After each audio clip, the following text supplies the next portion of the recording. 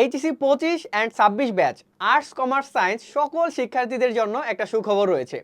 তোমরা যারা কম এফোর্টে আইসিটিতে সর্বোচ্চ প্রশ্ন কমন পেতে চাও অ্যান্ড এ প্লাস পেতে চাও, তারা জাস্ট এই সাজেশন বইটা ফলো করবা। তুমি যদি পরীক্ষার আগের দিনগুলোতে আমাদের এই বোর্ড অ্যানালাইসিস অ্যান্ড সাজেশন বইটা ফলো করে যেতে পারো, তাহলে দেখবা যে ভাইয়া পরীক্ষায় সর্বোচ্চ প্রশ্ন তোমার আসলে কমন চলে আসছে। তো এই বই দুইটি আমরা আসলে কিভাবে সাজিয়েছি দেখো।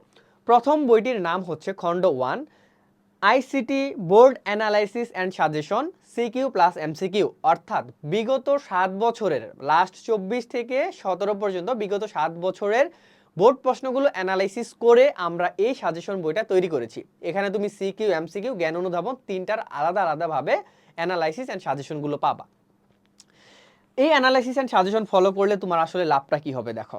স্ক্রিনের বাম দিকে আমাদের চ্যাপ্টার 3 তোমরা দেখতে পাচ্ছ। এখানে তোমরা দেখতে পাচ্ছ যে টপিক 1 থেকে টপিক 10 পর্যন্ত আমরা 10টা টপিকে সিকিউগুলো ভাগ করে দিয়েছি, অর্থাৎ বিগত 7 বছরের প্রশ্নগুলো আমরা এই 10টা টপিকের আন্ডারে ভাগ করতে পারছি। টপিক 1 প্রথম যে টপিকটা, এই টপিককে আমরা আরও 4টা ভাগে ভাগ করছি এবং কোন টপ টাইপ থেকে কতবার প্রশ্ন আসছে সেটা কিন্তু আমরা ডান দিকে লিখে দিয়েছি। এখান থেকে তুমি যে ধারণাটা পাবা যে ভাই এখানকার 10টা টপিকের মধ্যে কোন টপিকটা বেশি ইম্পর্টেন্ট কোন টপিক কম ইম্পর্টেন্ট, তোমরা ডান দিকের সংখ্যা থেকে বুঝবা। যেই টপিক থেকে 32 বার প্রশ্ন আসছে সেটা বেশি ইম্পর্টেন্ট নাকি যেখান থেকে একবার আসছে সেটা ইম্পর্টেন্ট? অবশ্যই প্রথমটা, রাইট?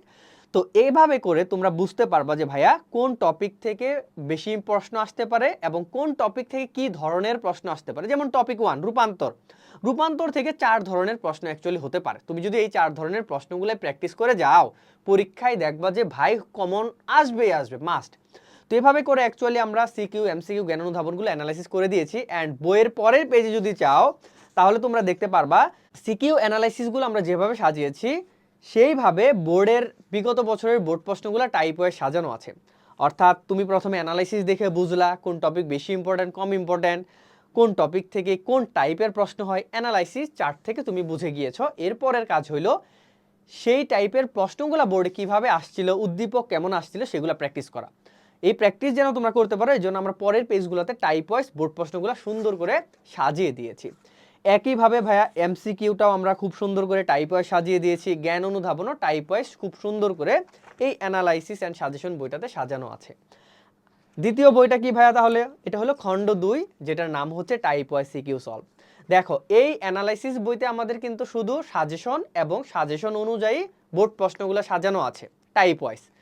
সেই বোর্ড প্রশ্নগুলো তুমি যখন প্র্যাকটিস করবা, প্র্যাকটিস করতে গিয়ে তুমি সব পারবা না, আটকে যাবা, তখন আমাদের এই টাইপ ওয়াইজ সিকিউ সলভ বইটা তোমাকে হেল্প করবে। এখানে তুমি প্রশ্ন প্লাস উত্তর সহ এই বইতে অ্যানালাইসিস বইতে যতগুলো প্রশ্ন আছে টাইপ ওয়াইজ সিকিউ সবগুলো এখানে সুন্দর করে উত্তর সহ আছে।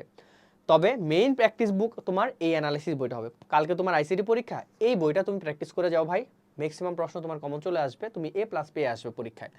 আর এটা কখন ফলো করবা যে ভাইয়া যখন তুমি একটা উত্তর মিলানোর প্রয়োজন পড়তেছে বা তুমি উত্তর পারতেছো না, আটকে গিয়েছো, সেই ক্ষেত্রে টাইপ ওয়াইজ সিকিউ সলভ বই দুইটা তুমি দেখবা। সো এই বই দুইটা সম্পর্কে যদি আরও জানতে চাও, একটু ডেমো পিডিএফগুলো দেখতে চাও, তাহলে আমাদেরকে মেসেজ করতে পারো, আমরা তোমাদেরকে ডেমো পিডিএফের লিঙ্ক পাঠাই দিব। এবং কিভাবে অর্ডার করবা, বই দুইটার দাম কিন্তু বেশি না, মাত্র 2 খণ্ড মিলিয়ে 369 টাকা। ডিটেলস আমরা তোমাকে বলে দিব।